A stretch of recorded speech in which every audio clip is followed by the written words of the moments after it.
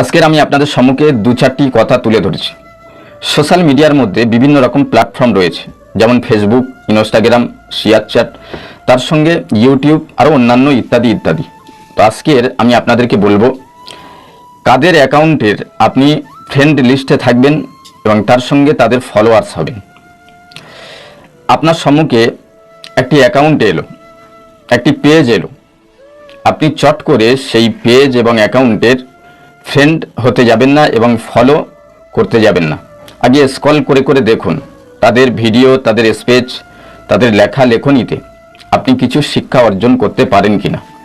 যাদের লেখা লেখনী এবং পোস্ট পড়ে আপনি কিছু শিক্ষা অর্জন করতে পারবেন, নিজের জীবনটাকে বদলাতে পারবেন, অজানাকে জানতে পারবেন এবং আপনার মেমোরিতে বিভিন্ন বিষয়ের নলেজ, সূক্ষ্ম সূক্ষ্ম ধারণা আপনার মেমোরিতে আপনি ধারণ করতে পারবেন।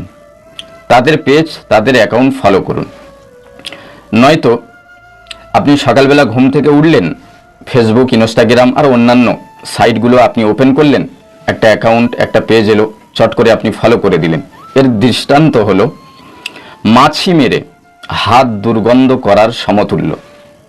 আপনি ভ্যালুলেস পেজে এবং ভ্যালুলেস অ্যাকাউন্ট, যে অ্যাকাউন্ট এবং পেজ আপনার জীবনের কোনো কাজে দেবে না, আপনি তাদের ফলোয়ার্স যদি হন, তাদের ফ্রেন্ড যদি হন, এক্ষেত্রে আপনার মূল্য, আপনার ক্যারিয়ার নষ্ট হয়ে যাওয়ার সম্ভাবনা রয়েছে।